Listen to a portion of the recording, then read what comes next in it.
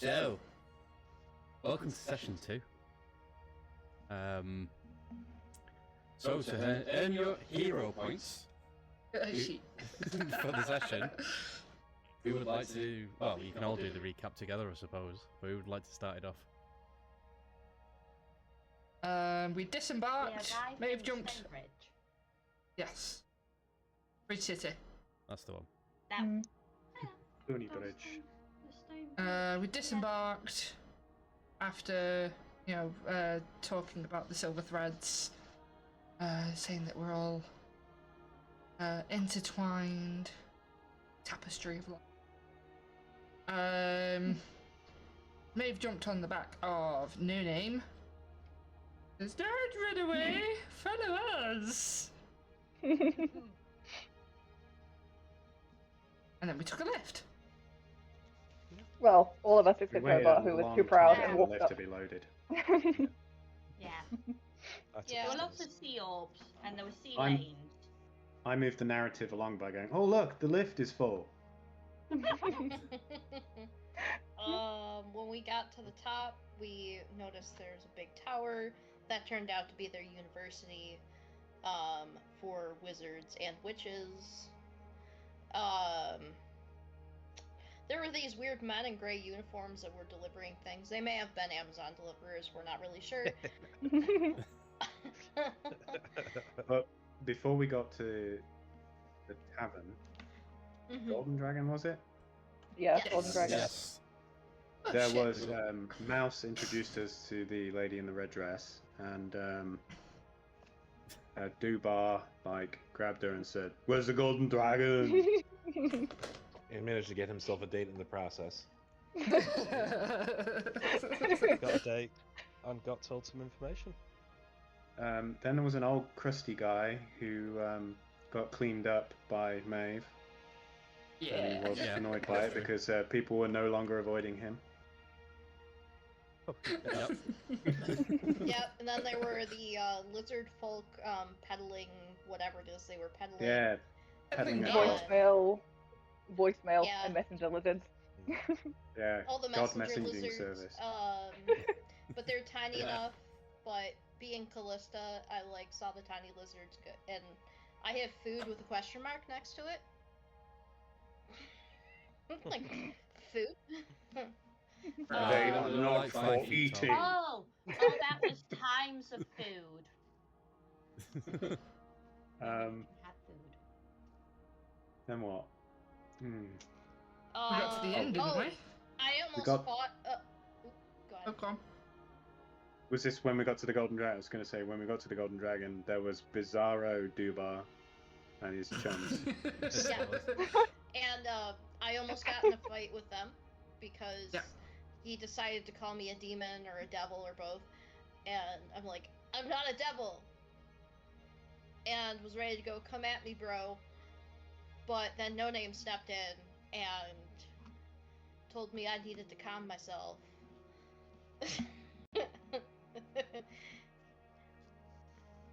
And then Yeah. Dottie and gang left. Yes. Yeah, the barman was pretty strict and Yeah. got them swiftly removed. There Well, the bar is- was magical and it had some kind of It had a force force behind field it. For no It was violence. capable, yeah. It was capable of kicking people out all by itself.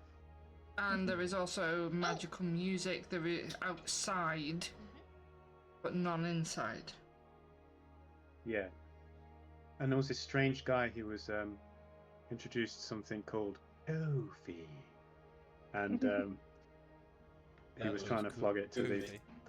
the bartender, and he whispered something to him and it made him buy it. So, don't know what was said.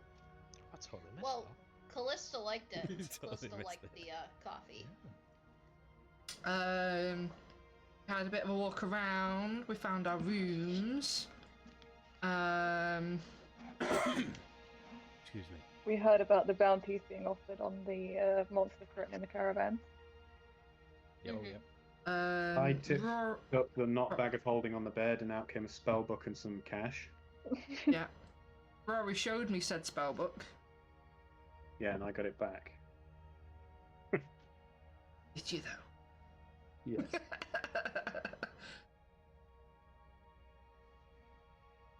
I took And then I a think- trip to the tower to have a bit of a scout of the tower. Yeah. Met some wizards. And we Yeah, you did. found out there are some jobs going at a local guild, Was it the Royal Chain? killing Royal monsters. Chain, yeah. Yeah. Well, actually, the Royal Chain is actually the post office.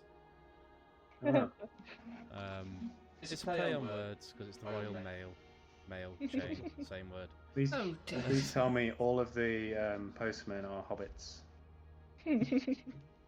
No, Sorry, close. halflings. Halflings. Halflings, yeah, we don't want to get sued. No. Okay, so you pretty much got everything there, so you can all take your hero points. Yay! Remember, spend them or lose them. Take your hero points. Take your hero points and stick them in that bag over there. Is this the next day yet? Right, yeah, so we actually ended this session with you all going to sleep, didn't we? Mhm. So at the end of the day. So you could all take a long rest if you needed it. I don't think anybody did. Do I need to do my usual morning thing? Yes, you do. Okay. Have we got 2 people who are taking time bombs? I think that might be right. You don't explode today.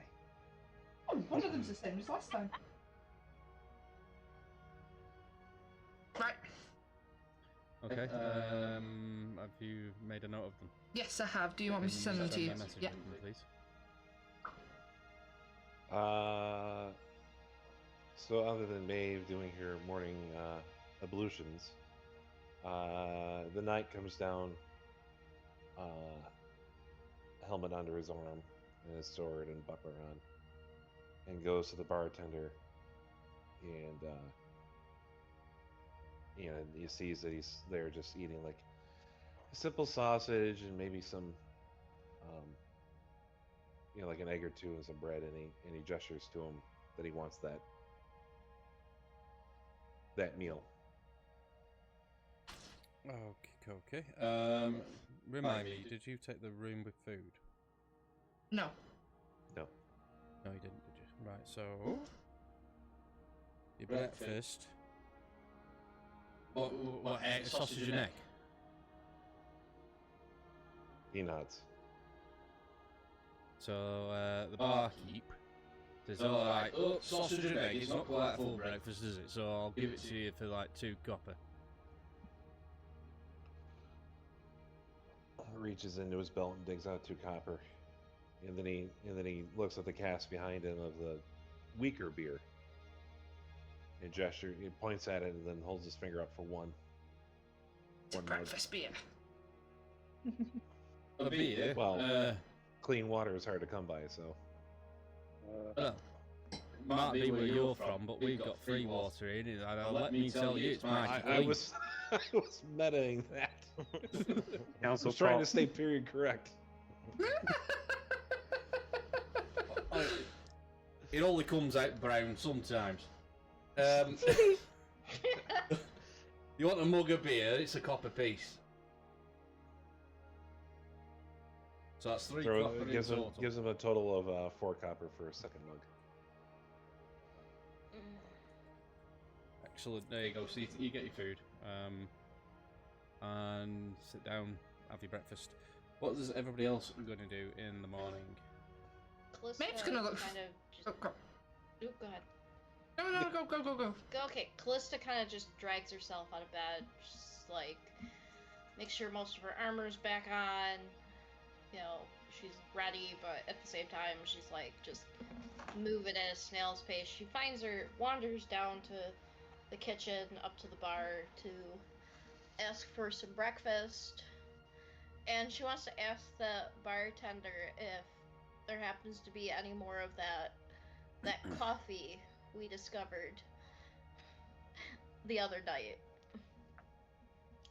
Oh yeah, we've got plenty of that coffee. It's not included in the price of your room though, with it being like such a new thing. And She it just will kind of cost. goes, that's fine. It'll cost you 8 silver pieces for a cup of that coffee. Ooh. That's why I went She's with the tired. beer. Shush. Yeah, she hands over 8 silver pieces. Like a week's board. Well, it's expensive, you see. It's coming from Koth. It's got to be imported. Goofy. Okay, so These are make the sure ones you, that come out you of the rear deduct end of whatever you need monkeys. to deduct from your inventories. Right, so without having to roleplay what everybody's doing for breakfast, because that can be kind of dull, what do people want to do on this fine day in Bridge I want to City? eat roleplay eating my breakfast. Well, you can absolutely roleplay eating your breakfast if that's what you really want to I do. was gonna Dubar. do something. I don't know if it's Dubar. appropriate or not. Go on. Dubar orders 26 big breakfasts. Protein! I want to describe every bean. Every bite. Every bite of the sausage. His jaw unhinges like a snake, so he can just put the whole plate in his mouth and dump it. Oh, Protein. My question is, what's Venera doing? Protein, bro. I love protein. You love protein? I love protein. I will be doing, or at least following whatever Maeve is doing at the moment. Okay. We're adjoining So- rooms, right? So I'm assuming. Are you since I only have to coming in meditate checking for in 4 on me, hours, or are you checking if I've gone Yeah. downstairs? Absolutely coming and checking on you. You walk in and she's absolutely buck naked, Cool. getting ready to come out of the room to go. I need to go and find a bath. It's a Tuesday. I will go and ask the innkeeper if they have a bath that can be brought to the room. I'll You come stay with you. here. I think you should stay here. Aha. She was going Really to walk glad I out went of in the there room now. absolutely buck naked. So going downstairs to go, where's your bath? Can Venera go and inquire about getting a basin brought to Maeve's room?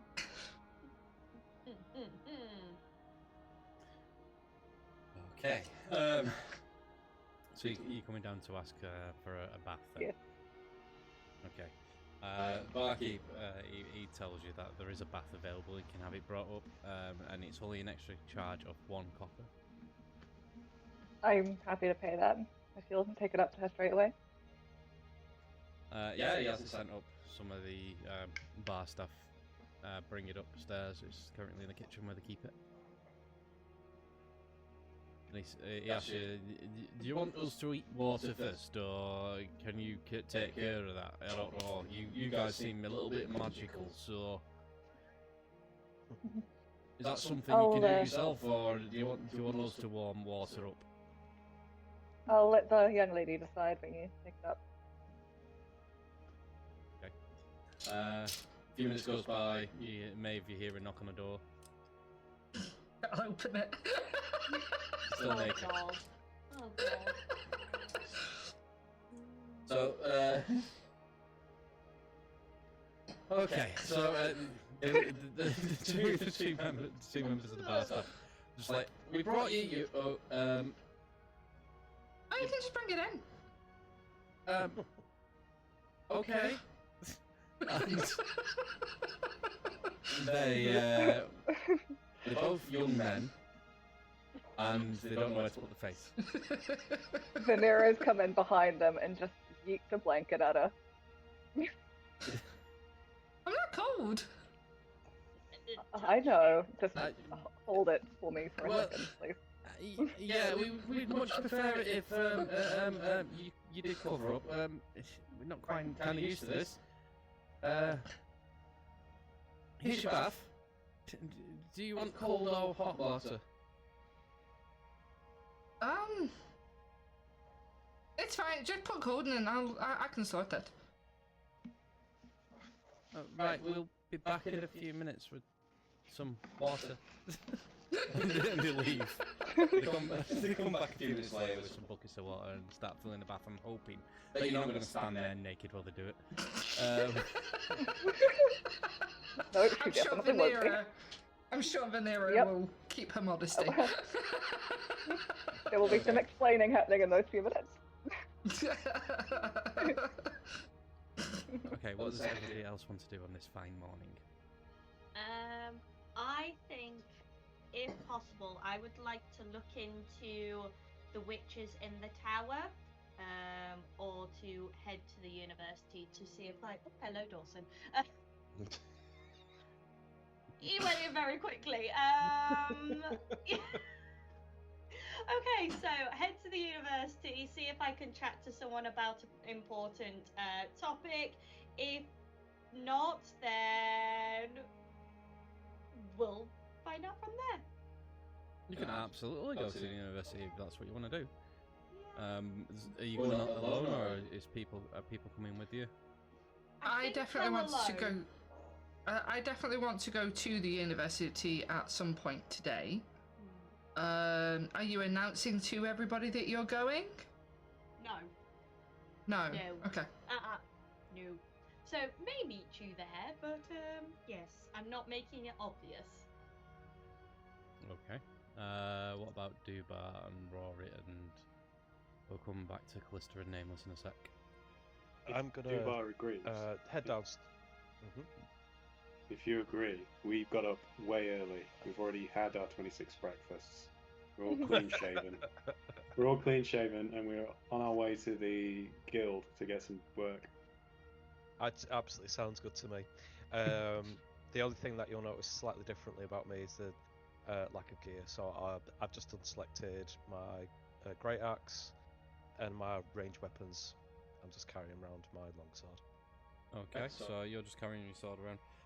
Has Rory polished his head this morning? Yeah, he did. Right, make sure Yeah, you he mark smells off like some of joss that, sticks. that dome wax. Yeah. All right. I'll mark off my dome wax that I have to manufacture. Yeah. What is it manufactured It's all with? part of the fun. Beeswax. It's Oh, Rory's right, okay. really adept at finding bees in the wild. Yeah. So Rory spent his prologue session crafting dome wax to polish his head. It's very shiny. Right, At some point, Beautiful.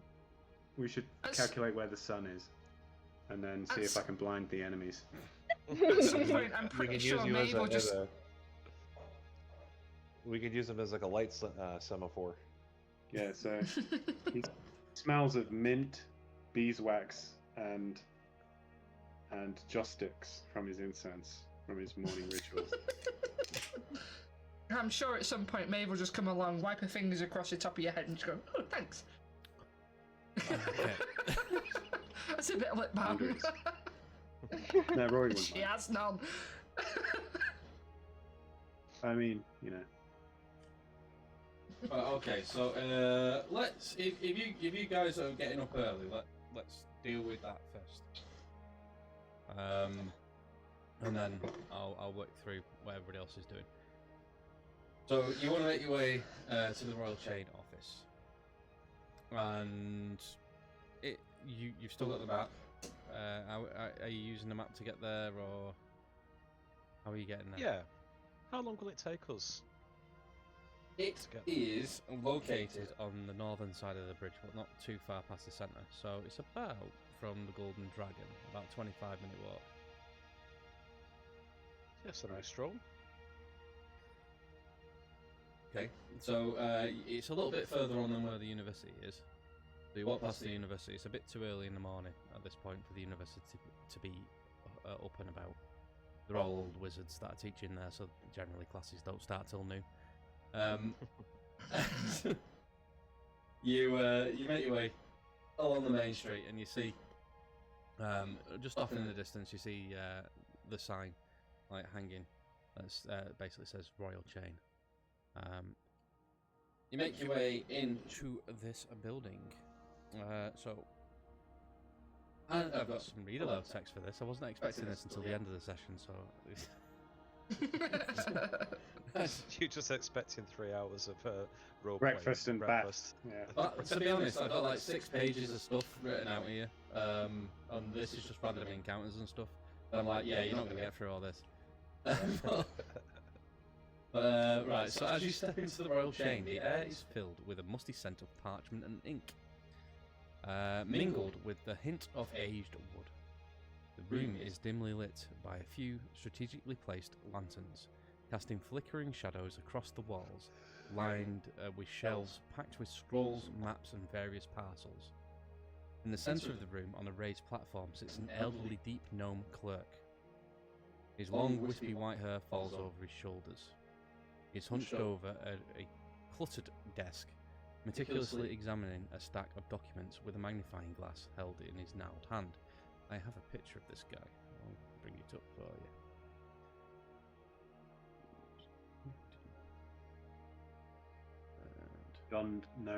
John Noman, his name is. So this is the dude. 3 large birds, 2 dark-feathered and 1 with striking white plumage, perch ominously around him. They seem almost like silent guardians of the clerk and his precious documents, their sharp eyes following every movement within the room.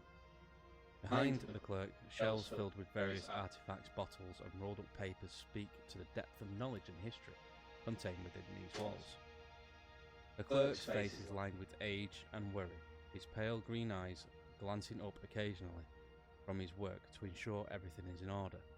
He mutters softly to himself, his voice low and gravelly, like a whisper.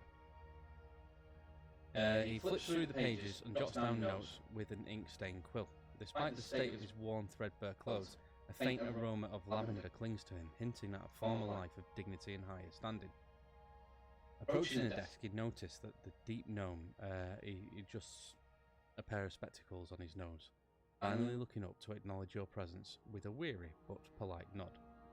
Welcome to the royal chain, he says, his voice, though tired, carries an air of authority. How may I assist you today? We were wondering if myself and my friend could assist you. We heard that you offer contracts to go monster hunting out in the wild, and we'd like to start doing our bit and shipping around here. Oh, you're looking for some bounties, are you? That's right. There's a few. There's just the 2 of you. We have a bigger party, but we're slightly more organised. Slightly more organised. Oh, right, okay. We do have a few contracts outstanding. How big's the party and what are your skill sets? There's 8 of us. I might have to count one. 7. 7. 7. I'm sorry, is it 7 or 8? Sorry, it's 7. I was including God in that. I was including God in right, that. I know sometimes. 7. 7. No, it's 8 including the ferret. So I'm confused. There's 7 or there's 8? There's 7. There's a god in your party, you say? You seem No. like a powerful bunch. Maybe you can take care of this giant problem. No, there isn't a god. Is that what you said? There is a God, if that's, but he's not in our party. He won't be receiving any of them. Oh, I see. You're one of these pious ones. Yeah, right. God's always on your shoulder. Yes. He's watching us right now. Really? There's a copper roof on this place. I don't think there's a god watching me. You can see us looking a bit worried. So yeah, I've got a few outstanding. So there's 7 of you. Is it? Are you all like looking at Dubar? Big people like you, or is there a range of different? There's a range. There's people who can fight like Dubar.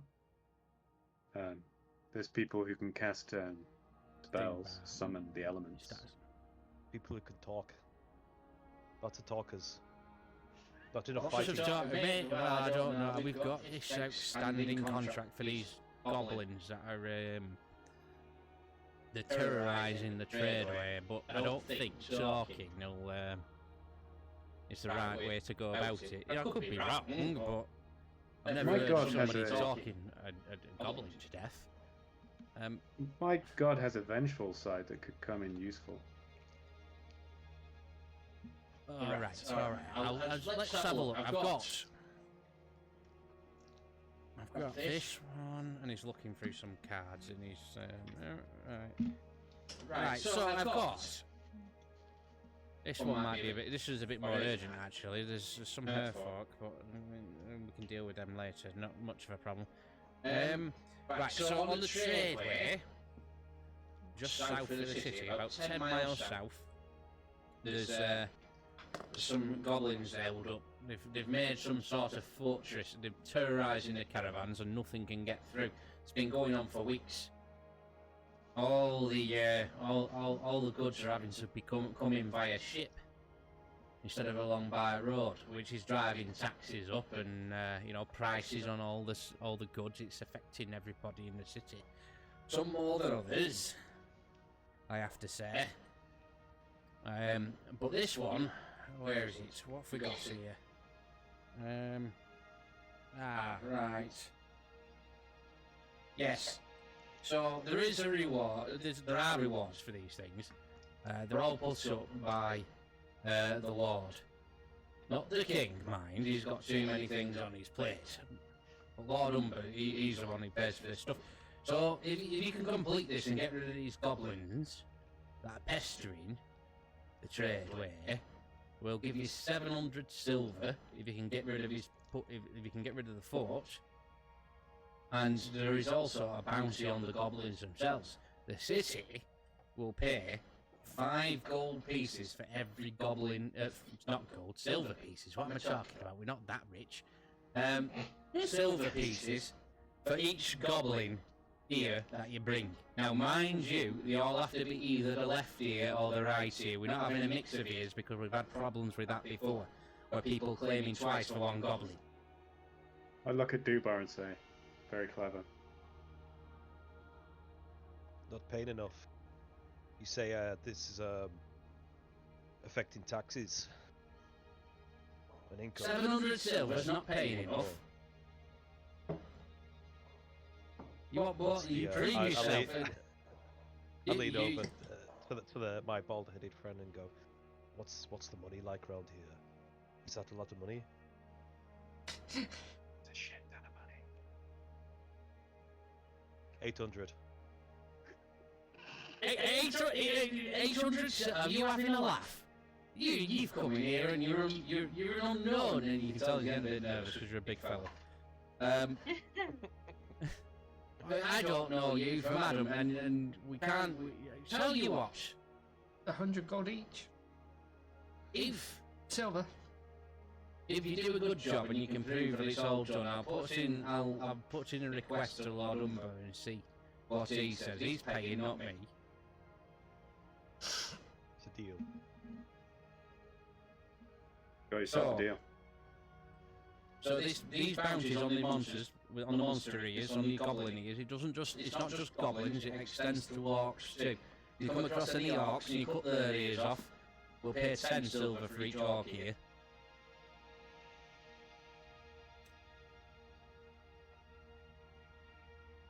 We're going to rich. We're going to be very rich. And then we take it to the whorehouse. We have a good time. What you do with your share is your business, Dubar. I know some good whorehouses if you want to know some, if you want somewhere to spend your money. How Oh, many you silver lean for over the goblin? desk and go, put it on the map. How many Look silver at him, for the Dubar. goblin? His mechanism's gone. You don't want to listen to him. His mechanisms. How many silver for the goblin, even though I'm not in this group? For the goblin ears, it's 5 silver per ear. They all have to, if you're cutting goblin ears off, they all have to be either left ear or right ear. You can't have a mix of left and right, because you won't get paid.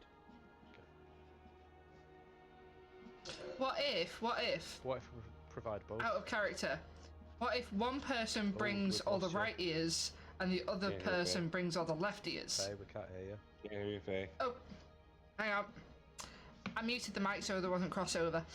What if one person, like for example, if Dubar brought all the left ears and Rory brought all the right ears? That's what I was thinking. Well, you could try that. Well, since the clerk's seen you together, and now he needs to take some details from you, I don't think that's going to work. No, I'm just. How I'm only saying. about we send a couple of other people in after us, and they sign up for the quest as well, and they can take the left ears and we can take the right ears.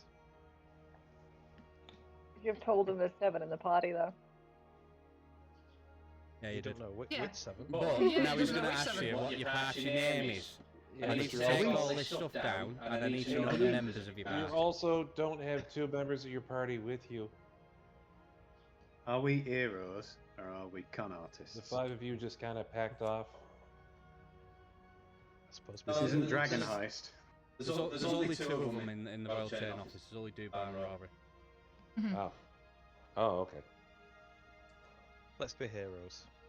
Let's be Earos. Heroes. Heroes. Just for one day. Heroes. Heroes, right.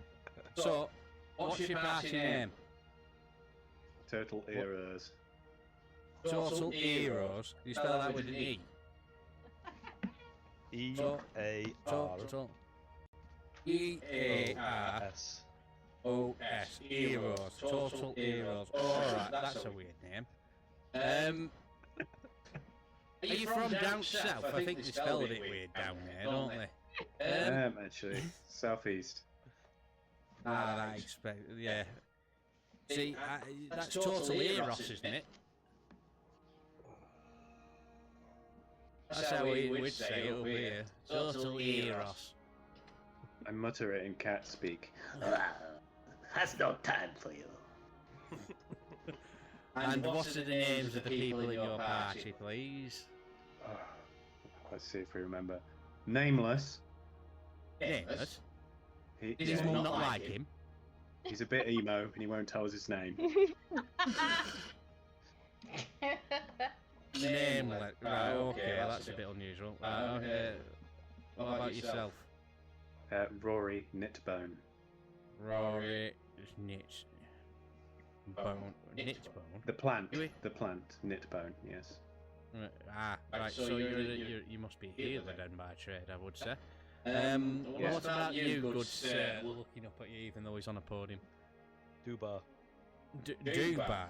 Is that spelled how it sounds? Dobby. Yes. No. Dobby. Yes. So that's Dubar. 3 of the 7. What about the other 4? Lillith. Lillith. Lillith? Lillith. Strange. Yeah. Maeve. There's a Maeve. Sounds elvish. Venera. That sounds elvish too. And Callista. And Callista. Oh, right. That sounds relatively normal. Right, so okay, I've got your details. I'll put you in the register ready for your return. If you're successful. If you die during the quest, there is a small remuneration that we can pay to your family because you die in service of the city. Well, I'll save you money there because my family are all dead. Well, then it'll get donated to the city orphans if you pass on. Oh, that's good to know, actually. Well, if there's nothing else I can help you with, if you've got to not get any letters to send or anything like that, I'll bid you adieu. I'm very busy. I can see that. And thank you for your time. If that's blessing on you. Right. I cast okay. guidance on him as we leave. Before we go, Okay.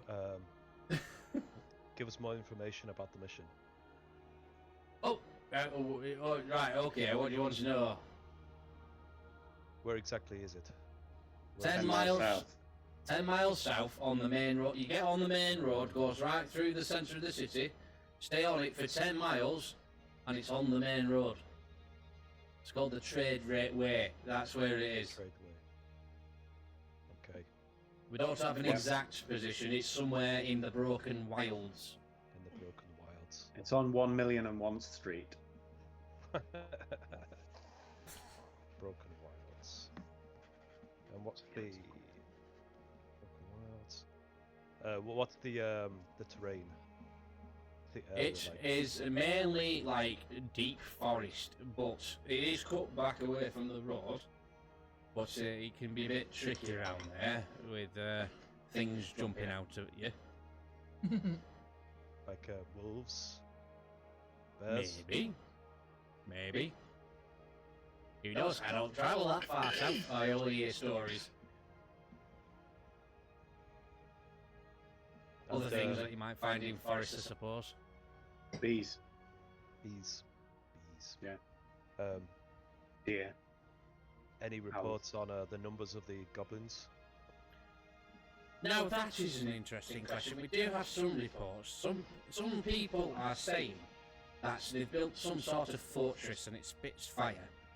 And the last sighting was, let me just have a look through my paperwork here. Yeah, there was five goblins sighted at the last time. There was only 2 survivors from the caravan, so they were quite shook up. They could be wrong about the numbers, but they seem to remember 5 of them.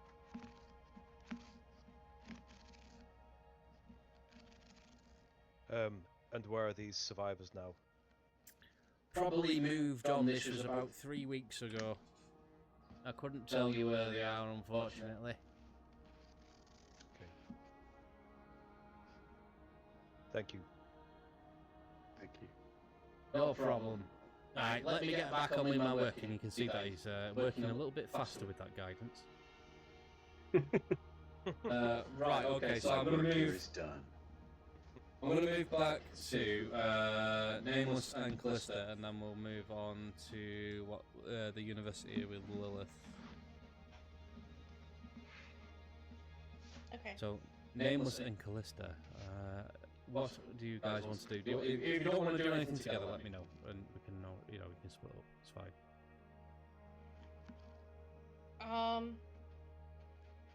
I'm not. I planned on doing. I planned on doing my thing separate. I wanted to go see if I can't find those tiefling people that I saw to maybe get some sort of information. Right, okay, you can do that. It's still fairly early in the morning, so you might want to wait a couple of hours. Yeah. It's just on 9. So if you give it until like lunchtime and then go out and look, you might have better luck. Yeah, I'll give it till about lunchtime. In the meantime, is there anything you want to do?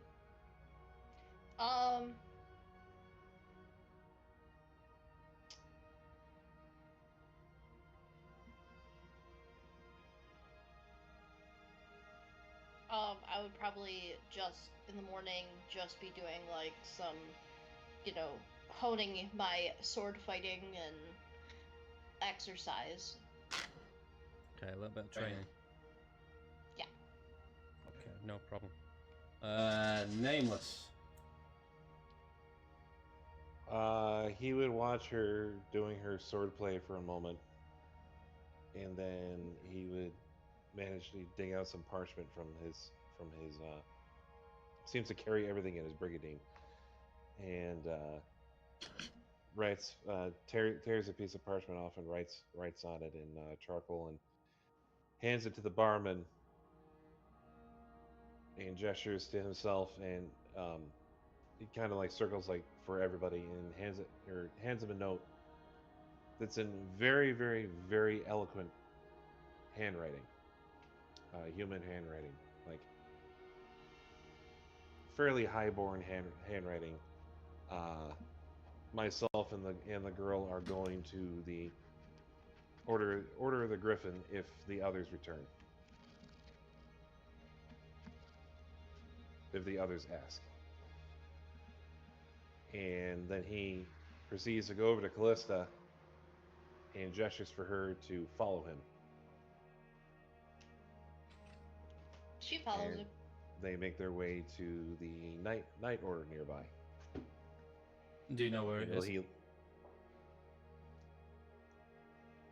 No.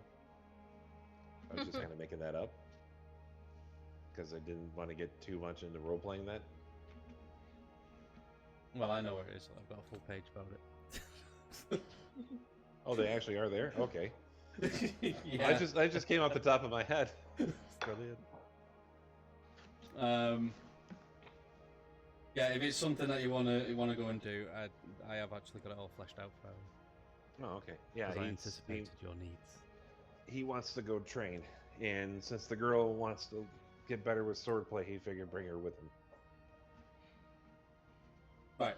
Okay. So you go out on the streets. It doesn't take you long to come across somebody who is dressed in armor and wearing a tabard. The tabards have got like a crest on them, but it's a golden bridge with that's spanning like a deep blue river. That's the crest. If you're not bothered about role playing it, I'll explain a couple of things before you get to the place. Okay. So they are the Order of the Golden Bridge. That's the knightly order of Bridge City. What I described is the coat of arms. The guild house is actually in the old quarter. It's one of the knights who gives you directions. They're not hard to follow. You do learn from this particular knight. They act as a police force in Bridge City. This order of knights. So you can proceed there. It will take you about 20 minutes to get there.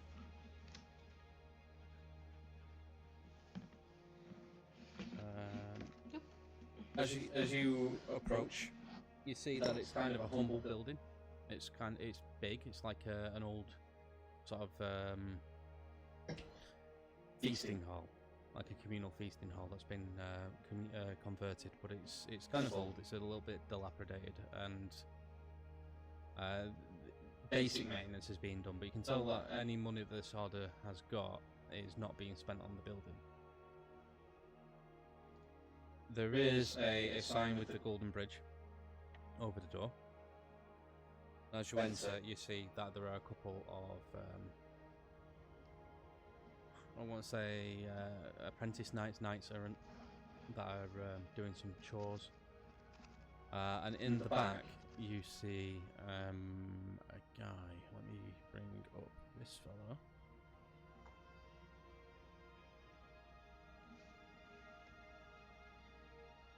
So you see, if you can see the picture. Nope. Oh, there we go. Got Captain Ansem. Yeah. So you see that fellow in the back. Looks like he's in charge. He's not really paying much attention to coming in and out. You do see a lot of poor people coming in and out and leaving with what look to be like small money purses being handed to them.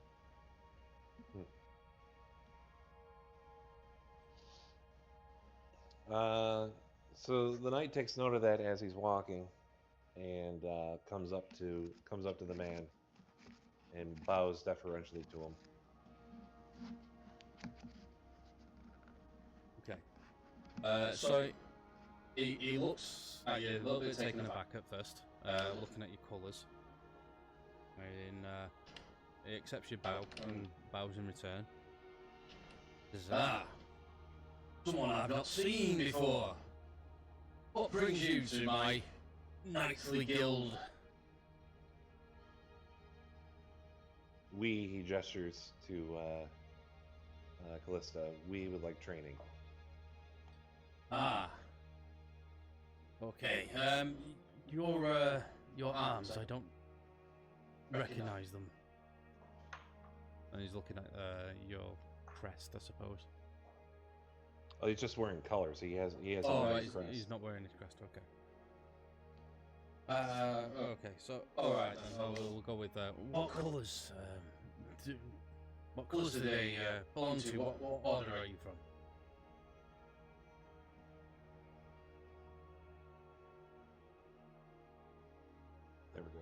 I knew I wrote it down. Knights of Observance. Knights of Observance. Not heard that name in a long time.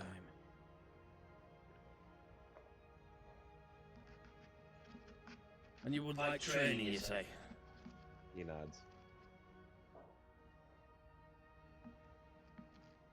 Well, I'm sure that we can find a bit of time. What sort of skill level are you at?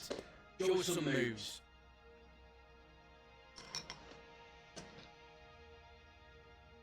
He steps back and looks around, makes sure there's nobody around him, and draws his sword. And starts going through the motions, basic and some advanced martial combat. Kind of like shadow fighting. Callista attempts the same. So, not complete novices then. I believe we've got a few people that can help you. My name, by the way, is Grandmaster Sir Thaddeus Marlowe. Sir.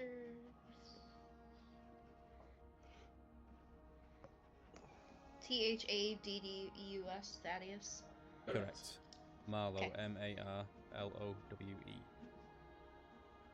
Ooh, come on, hands. There we go.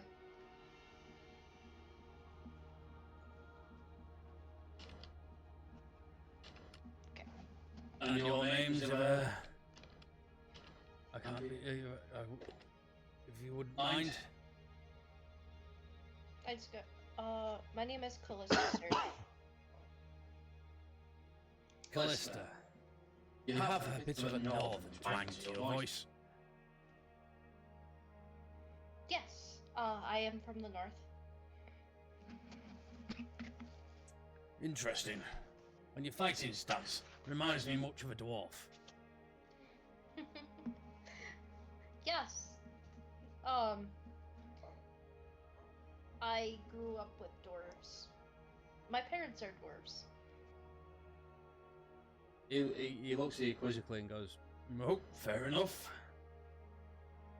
And you, sir?" If you don't wish to say your name, and if you do want to tell him, you can pass him a piece of paper. I will allow that. You see his eyes. You see his eyes turn to Callista, and then he leans over the desk and writes his name small on a piece of paper and turns it to him. He takes a look and goes, "Ah, very well." And he leads you out the back of the hall, and there's like a little training area, and there's a few people there, practicing against dummies with wooden swords. It shows you to a couple of apprentices and pairs you off for a bit of training. I'm not going to go through all of that at the moment, but I'll make a note that you've done some training. Okay.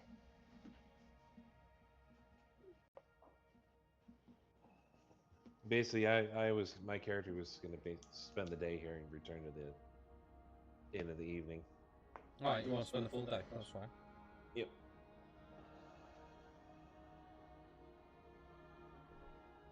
I assume Callista would stay because now she's getting formal training. Yes. Are you spending the full What day, she or are you going to does- spend half a day?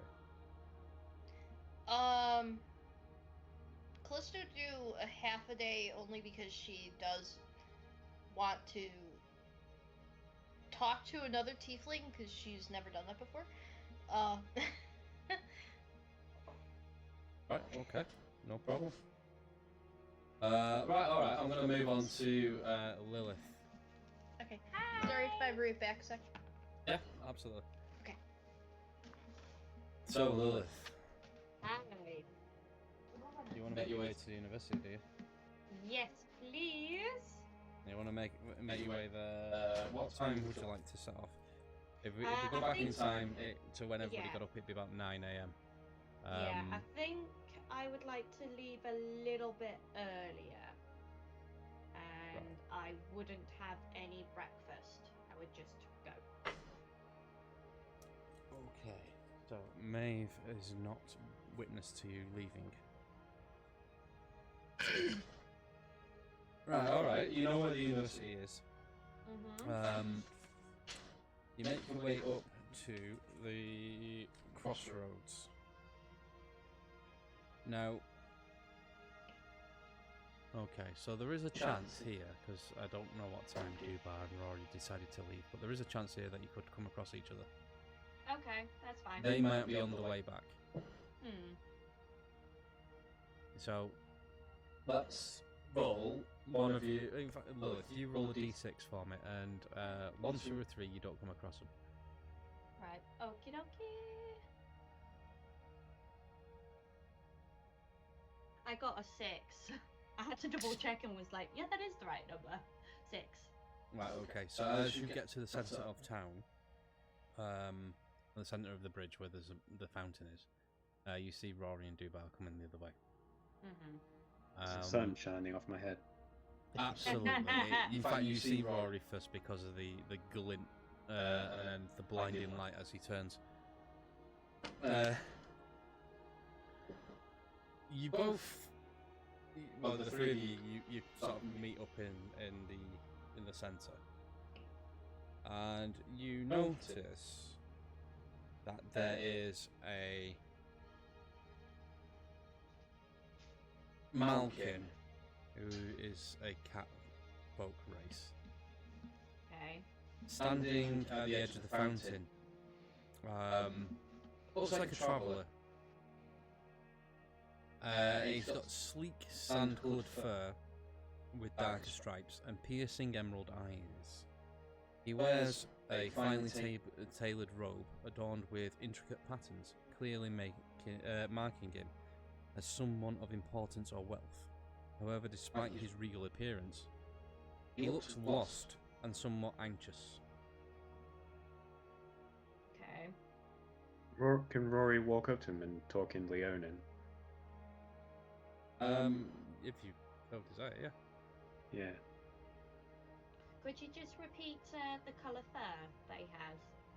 Right, so he's got sand-coloured fur with darker stripes. And in fact, let's show you a picture of him. Yeah. Cool. He's a Malkin, so there's several different cat folk. You've got your normal sort of D&D cats. You've got Malkin. You've got Leonin. There's Pantherians, and there's a couple of different ones. Yeah. This guy's a Malkin. So he's Okay. shorter of stature. He's about 4.5 feet tall. Yeah. Cool. Would he speak Leonin? You can try. Right. I go up to him and say, Hello, friend. You look lost.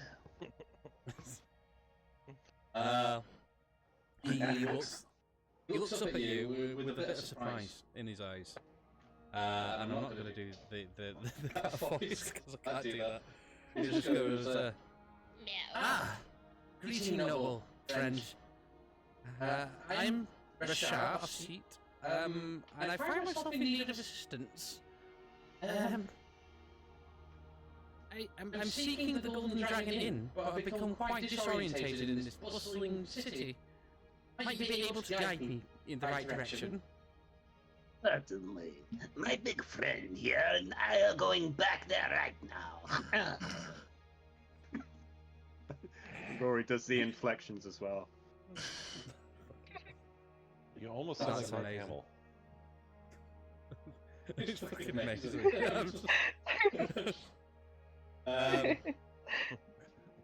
Oh, fortune does favour me. After all, I was beginning to despair. Would you mind awfully if I join you then? Not at all. I wouldn't offer if I wasn't serious about getting you to safety. Okay.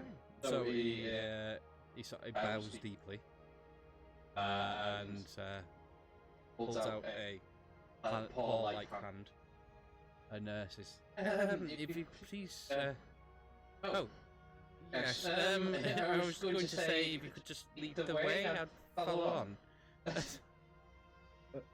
We don't need to hold hands. That is old custom.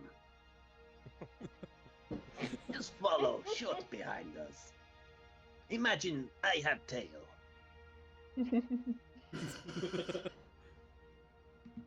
So, I'll get back to you, I promise, in a second, Lillith. All When we're about fine. this. I'm loving this. So, as you are you just going to lead him straight back? Or are you going to take him on a merry little journey? Well, no, we'll take him to the Golden Dragon. Okay, so as you head back, you learn from this guy. He's like, I'm so glad I met you. I'm a diplomat, you see, and didn't provide me with the map. Rather embarrassing. Just come up from on the ship from sea this morning. But I'm very grateful for your assistance. Maybe I could repay you with a bit of information. Do you know much of Seat? I do not know much of Seat. Would Rory know much of Seat? He wouldn't. Rory would be a little bit resentful because of what happened to his hometown. Right. Would he? Well, he could be. He might go over it. I mean, it was 20-something years ago when he was a kid, but... I think if he's willing to speak Leonin to one of his oppressors and treat him as an equal, that's kind of like a polite kind of way to kind of diss the system, because he's not talking the cat like he's his inferior, if you see what I mean. Right, yeah, well, that's fine. Would Rory know anything of Seat? You'd know a little bit. Yeah. Let's do a history check for me. Okay. Let's roll the game. Ooh. History. If that's be with me, 15. Okay, so you know some basic stuff. You know about the recent history of their expansion, where obviously they moved the border north a few miles. And what happened there, and there was after that happened, there were skirmishes between the kingdom of Narroway and the Principality of the Greenbelt for around 5 years. After the years of skirmishes, there was a peace negotiated, but with Seat being such a powerful empire, even though the peace was negotiated, they managed to hang on to the lands that they annexed in their expansion. You do know about the gods, or some of the gods of Seat, which are basically Egyptian gods. So you've got Ra, the sun god, and Anubis, who's god of the afterlife.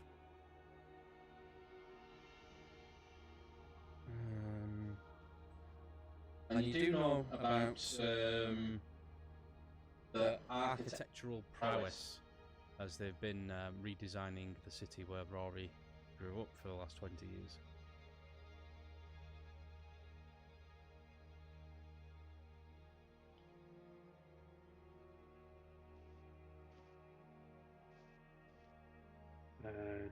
Egyptian gods. Yeah, it's basically Egypt with cat people. Makes sense.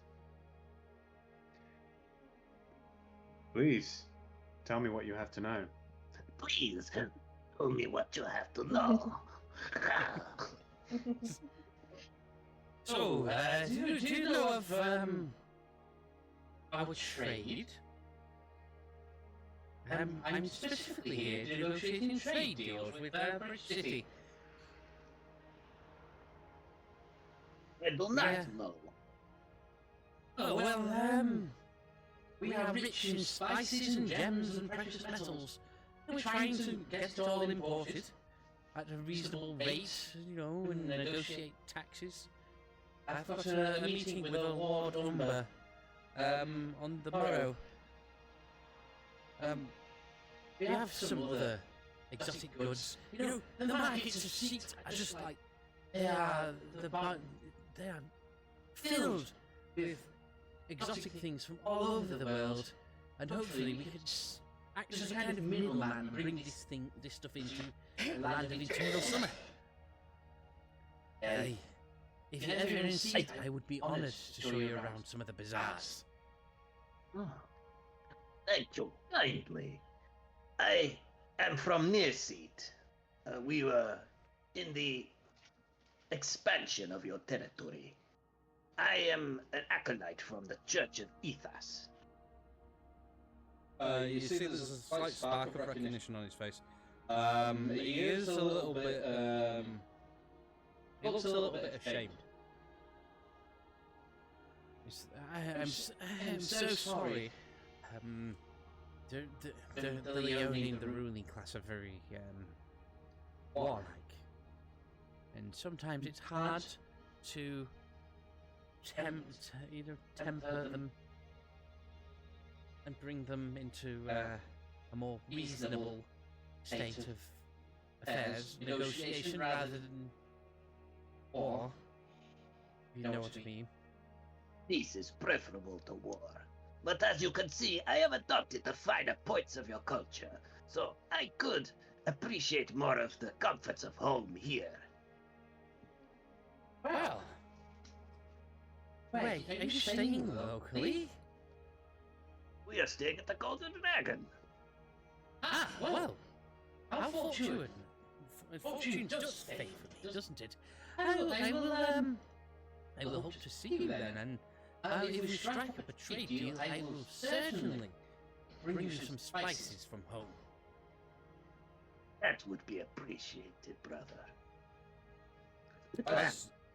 As you get to the Golden Dragon, you show him. I take it you show him in. Yeah. He offers you. Where is it? Right. So as you go in, he takes off. You see he's wearing like a pendant around his neck, and he takes it off and he hands it to you and goes, "Please, as a token of my appreciation." And you see it's beautifully crafted. What is it? It is just a symbol of our gods. It's not magical or anything like that. It's just a very nice piece of jewelry. I think, as a token of my appreciation, I would like you to have it. That is very kind of you. And I take it. I might be able to sell it. Maybe. I'm not going to tell him that.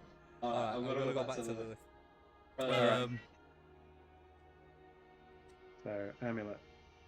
I'm going to book it out later. Right, okay. So you make your way to the university. You see, the university is open. There's not a lot of students milling about at the moment, but there are a few. The main doors are wide open, and you make your way up the steps, and the doors are flanked by columns. And I've got a little. So, oh no, I didn't want to do that. Cancel. That one. So this is the entrance hall, and you see. Ooh, it's pretty. So this is a grand entrance hall, and it welcomes visitors with high ceilings supported by Roman-style columns. The floor is adorned with a stunning mosaic depicting a powerful wizard conjuring a majestic dragon, which symbolises the mastery of magic. I will then speak. Warm ambient light from magical sconces casts a welcoming glow over the intricately detailed artwork. Students and faculty bustle about, their conversations echoing through the expansive space. You do see that there's a reception desk right at the very back. There's always a reception desk. There is. And there is a notice board with some announcements for the students near the reception desk. I read it. So some of the announcements are quite mundane. Like what time the alchemy class is, which professor is teaching. So Which kind of witch is which? Yep. Let me find it.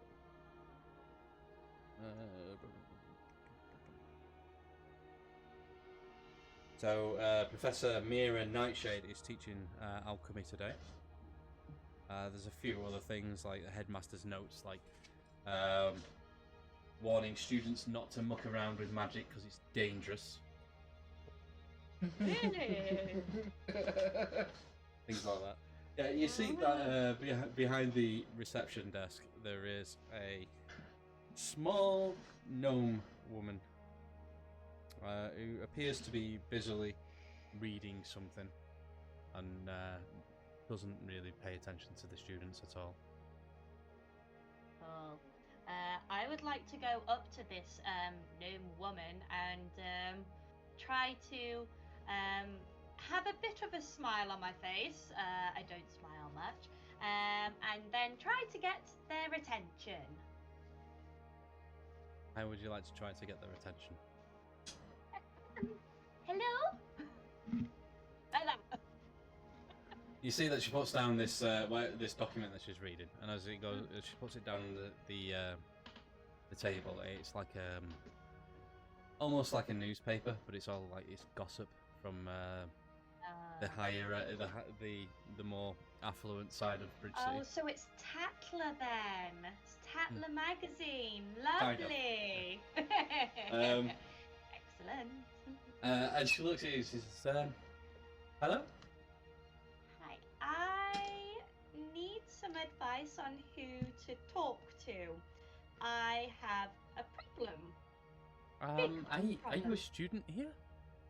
No, but you do magic here, and my problem is concerned with magic. Okay. What is your problem? I can't control it.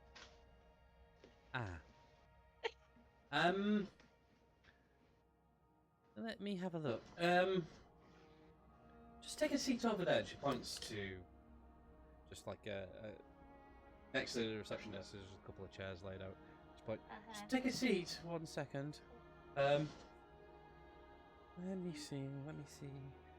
Okay. Can't control.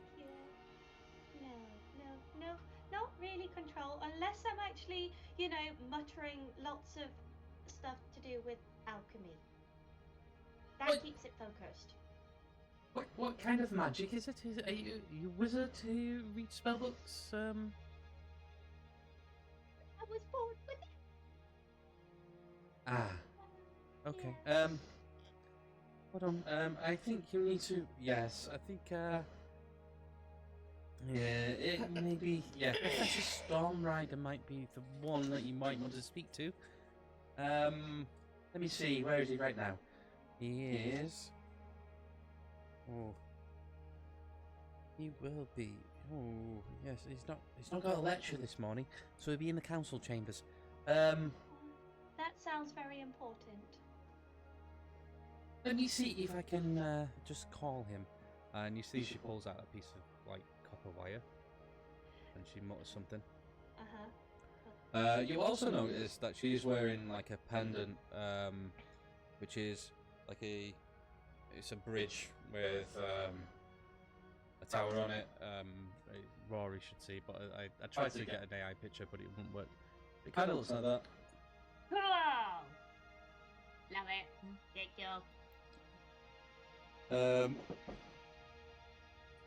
So she starts muttering, and then she goes quiet a sec, and she's like, Are you on hold? No, sorry. No, Professor Stormrider will be here momentarily. Thank you. couple of minutes go by. It's not very long, and this fellow turns up. Let me know when your picture's there. Yep, well do. Yay! Got him. So he approaches. You can tell that he's got this air of charisma about him. He's very definitely a half elf. They get everywhere. Yeah, they do. He's got striking features and an air of mystery. Okay. And you see that as he walks past, there's like an air of like awe and respect from the students who almost give him a little bit of a they part ways for him as he comes through. Okay. His eyes, as he looks down at you, he smiles and you can see there's almost like a hint of a crackle of elemental energy behind his eyes. And as he smiles, he drops down on one knee so that he's at your height. Okay. And you also see that he's wearing the same pendant. He looks down and he says, so, I believe you've got a problem, and I might be able to help you with it. Hope you can, because I am struggling. A lot of problems have come with this. Come with me. And he takes you back towards the main entrance, and then just before you get to the main entrance, you turn left, and there's a corridor.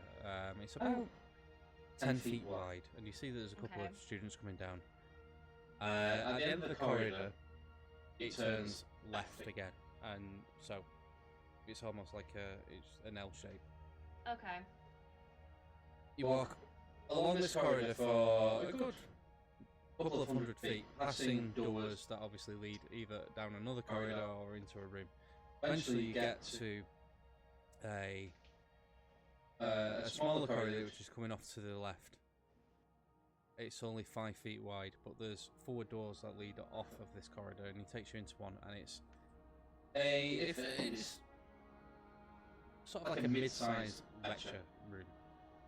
You see there's benches laid out for the students, and there's like a little podium for the whoever's teaching, the professor, at the front, and there is like a chalkboard behind. And it says, right,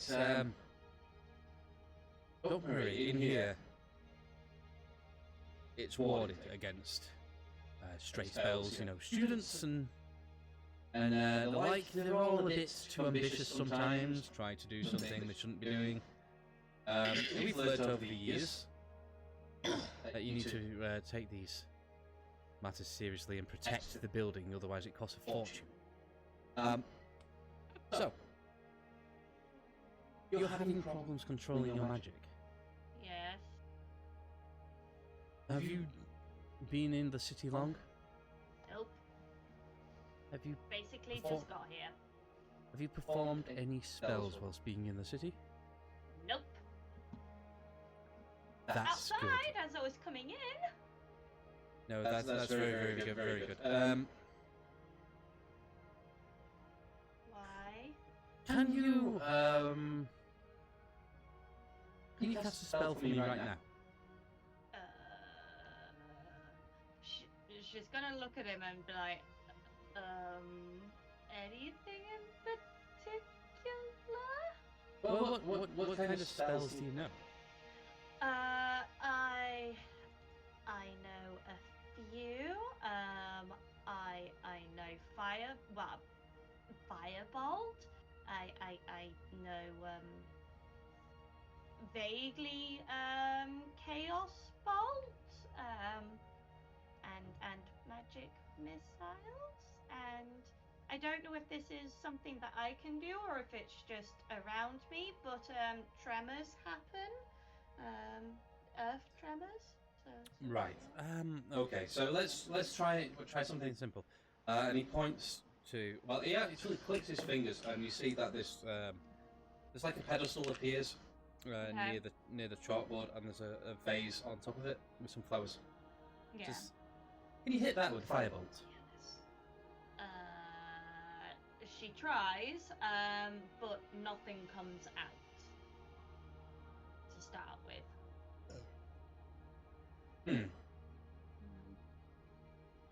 Okay, And then so she starts muttering, you know, her little alchemy just to try and calm and keep her focused.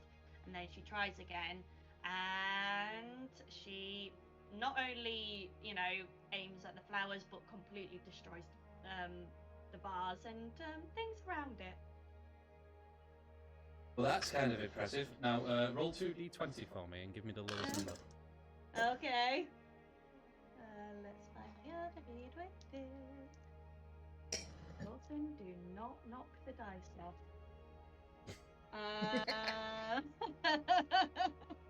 I've got an 11.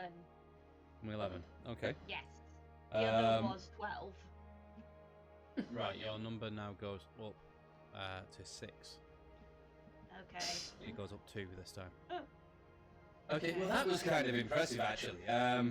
Let's see if you can do something a little bit more powerful. And he clicks his fingers and the vase reappears and everything looks as though it hasn't been touched. Right.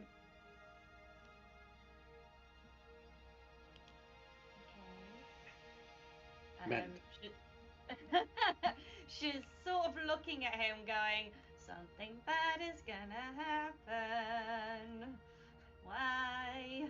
He just nods and he stands by his side and folds his Okay. arms and he doesn't look worried at all. Okay. Going to cast Chaos Bolt. Right, okay. Make sure you mark your spell slot off. Yep. Which is that one. So yep, that's done. And let's just bring that one up.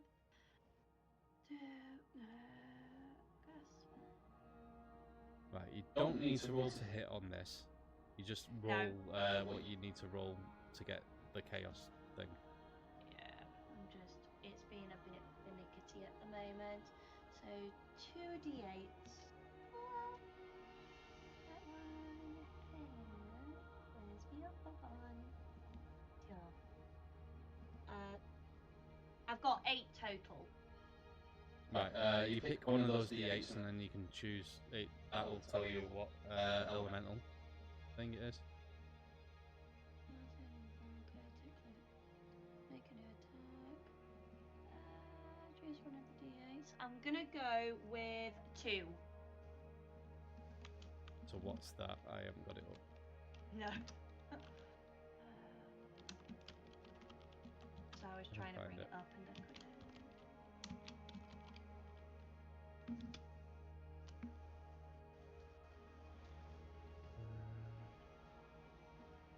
2 would be cold. Okay. Cool. So you hit the bars this time, and it's cold damage. So the entire thing freezes up. I Any take a other? step back and I'm like, ugh. Okay. So this time, give me 2d20 rolls and give me the lowest number, please. Cool. Where's my other one? No, that one. 5. 5. That's the lowest. Yes. Alright. Roll a d100. Oh god. Oh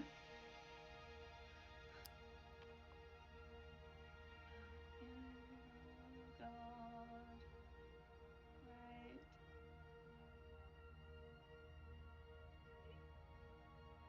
Come on, work. Damn you. No.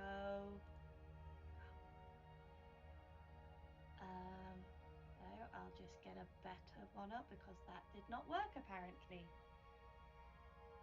200. There we are. 15. 15.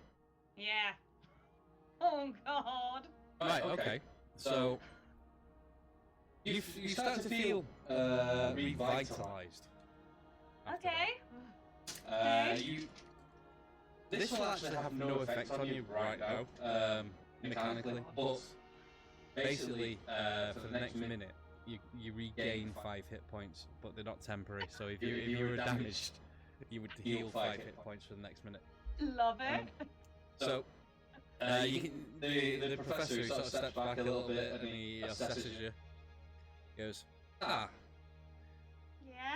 a wild surge, right? And you can't control this. And in Not fact, really. that seems to go off rather easily. By the way, you reset now to a 1. Okay. Yep. So he looks at you and he's like, Is that the first time this has happened? Oh, what do you mean? Bit more specific. Have you wild surged before?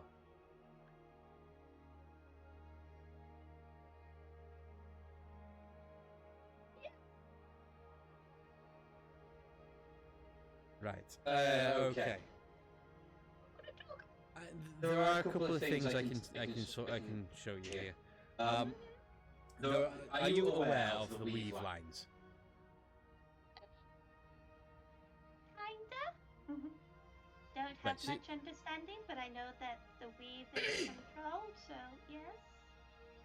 Well, Kind ever of. since the creation of Avalon, and it's a legend, but before Avalon was here, the weave was chaos. When Avalon fell from the sky, it's pulled the weave tight around the world, and it left sort of lines emanating out from Avalon like a spider's web of concentrated weave. It's concentrated magic. Okay. For somebody like you, this can be very dangerous. For any mage, this can be very dangerous. But for somebody like you, more so. One of these lines runs right through the center of this city. That's why the university's here. Oh. Okay. Right. So, no, like, attempting to cast magic then unless I'm in, like, a room like this. Ideally, but I know that's not going to happen because you're young and you've probably got things to do. There's a very simple way of detecting these weave lines. You can get like a forked branch of yew and make a dowsing rod, and you can find weave lines just by dowsing for them. And you can map them out. Fortunately, they're not very clustered together. There is large gaps between each one, miles. But it's always handy to have a dowsing rod about your person. The other thing I can do, and he sort of lists off his amulet, pendant, and he says, he gives it to you. He says, normally, we only give these to students of the university, but in your case, I think you should take this. Thank you. This What will did you help. do? This will help suppress your wild surge whilst on a weave line. Okay. As long as you wear it, you will find that you can cast magic a little bit more normally. I would still be wary of high-level spells, but your cantrips should be no problems. You should be able to cast them without fear. You will also find that casting spells will be less dangerous. However, there's always a chance. It's not a cure, but it will help. Okay. See how you get on, and if you need more guidance, you can always come and find me back here at the university, or one of the other members of staff, and who knows? You could enroll as a student one day, and we'll teach you everything. That would be good. Okay. Excellent. Thank you. Sorry for taking up so much of your time. But Oh, don't worry, the students don't generally get out of bed until gone 11. some of the professors aren't that much better. Oh, that's weird. 10 a.m. Yeah, I'm used to being up early. Yes. Traveling quite a lot. Well, thank you very much. I shall go now, and she puts on the necklace, make sure that it's as tight as possible. She's not quite sure if she does trust it completely, but it's the only thing that she's got right now. So she's going to take anything to help out. And she walks out of the room and then out to the university.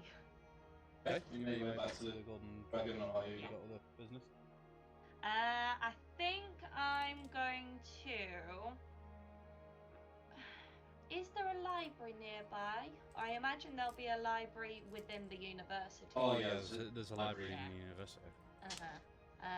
So she goes back to the reception desk, thanks person on the desk, and goes, am I able to access, or asks, can she access the library? She just looks at it and goes, the library is a public place. There are some restricted items, but by all means you can browse the library.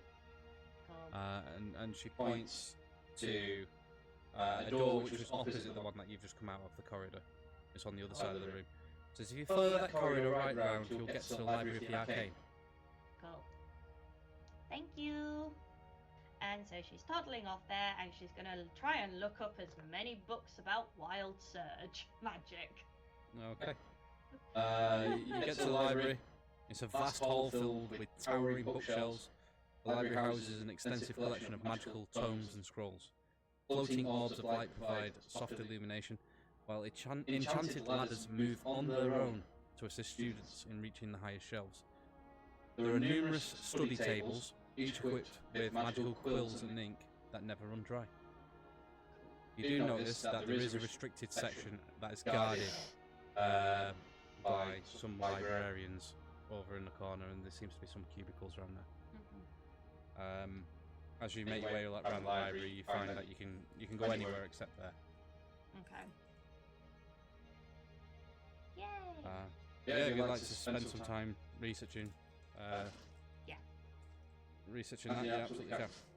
Right, I'm going to call a little bit of a break, and then we'll come back to Maeve and Vanera, and then hopefully get you on the road to a quest. So we'll see. Right, so I'll pause this here, and we'll see you all next week.